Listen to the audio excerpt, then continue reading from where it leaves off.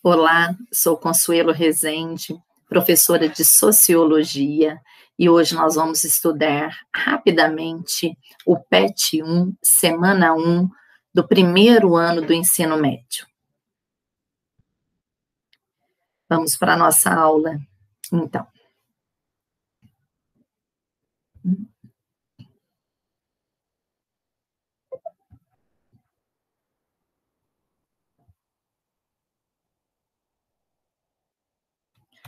Iniciamos a nossa aula com uma mensagem. Um pequeno pensamento positivo pela manhã pode mudar todo o seu dia.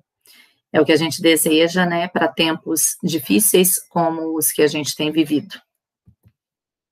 O governo de Minas trouxe um plano de estudo tutorado e este plano é dividido pelos anos do ensino médio, primeiro, segundo e terceiro ano.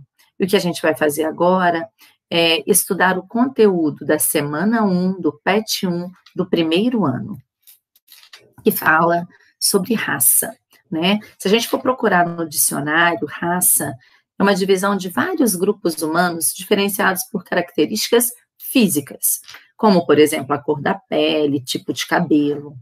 Já para a biologia, não há diferença entre brancos, negros ou qualquer outra cor ou etnia que possa diferenciar racialmente um dos outros, porque para a biologia nós todos somos da raça humana.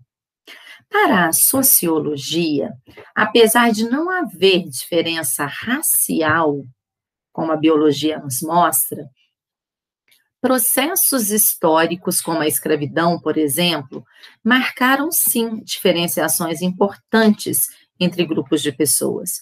E a gente percebe que existem muitas desigualdades sociais e econômicas neste contexto. Então, em termos biológicos, não existe raça, mas as pessoas têm a ideia de que uma etnia é superior à outra. Portanto, raça é algo que existe socialmente. Então, é um conceito que ele é usado, sim, mas é construído no imaginário social. A etnia, né, que às vezes as pessoas confundem raça com etnia, a etnicidade, este conceito, ele faz referência a construções culturais de determinada comunidade de pessoas. Então, enquanto o conceito de raça está ligado à ideia errada de que são traços físicos e biológicos, a etnia, a etnicidade é puramente social, né? São características como um grupo que tem a mesma religião, a mesma língua, a história, símbolos. Então, isso sim seria a etnia, essas características em comum.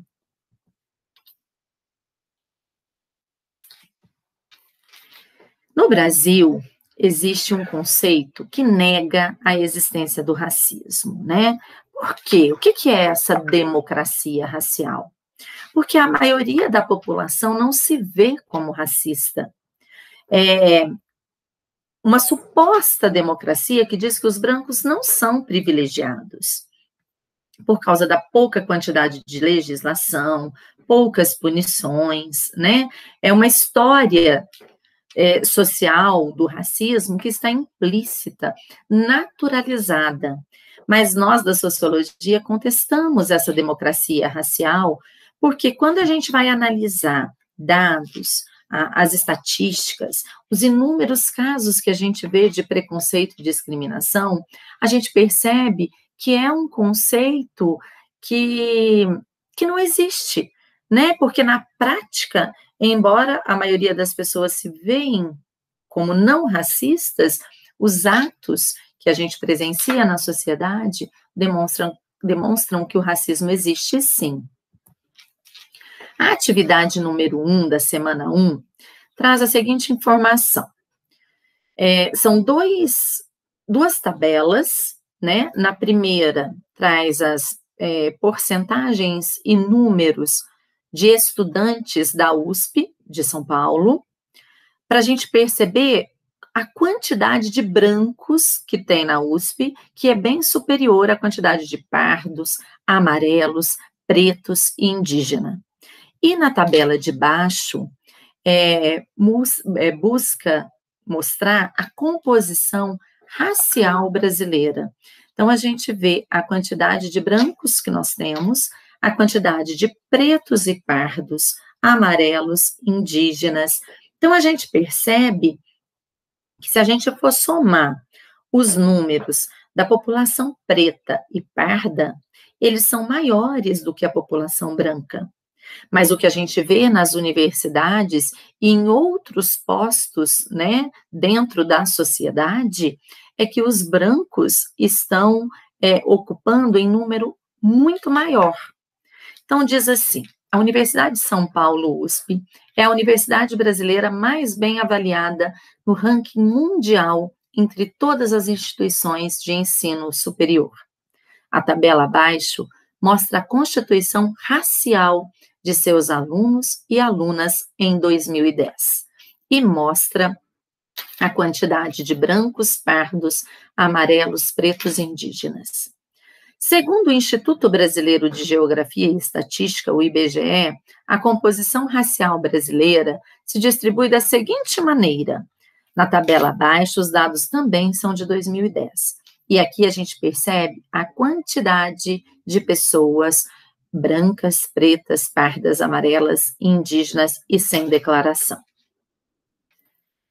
Com base nas duas tabelas acima, é possível afirmar que, das 5 alternativas que eles colocam para a gente, tem uma questão que vai falar justamente o que as tabelas nos mostram, tá? É só ler, prestar atenção e marcar a alternativa correta. Questão número 2. Leia os 2 textos abaixo e responda. Texto 1.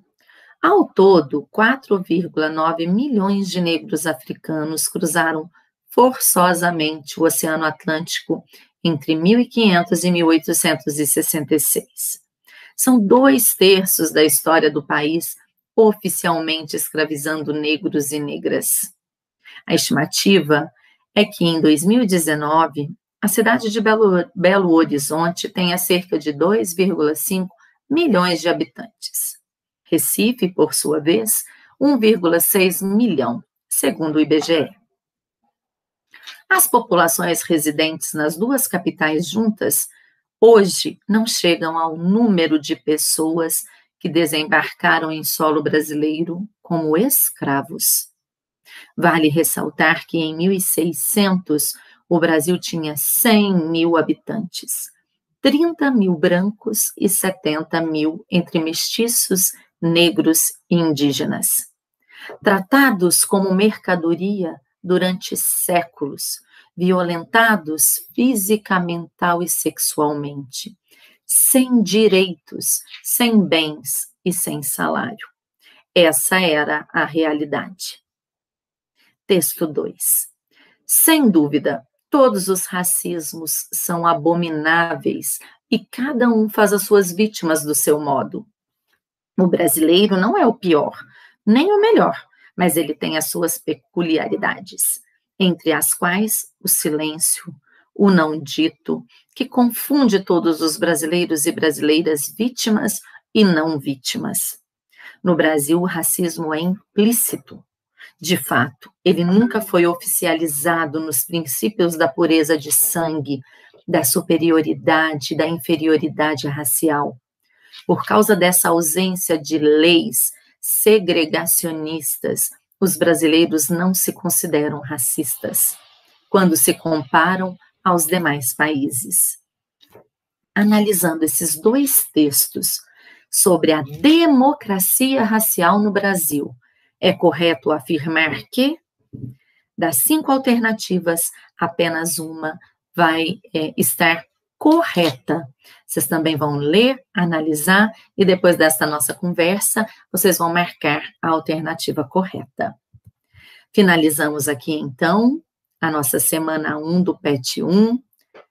Espero ter colaborado com vocês e na próxima semana a gente se encontra novamente com novos conteúdos. Um abraço.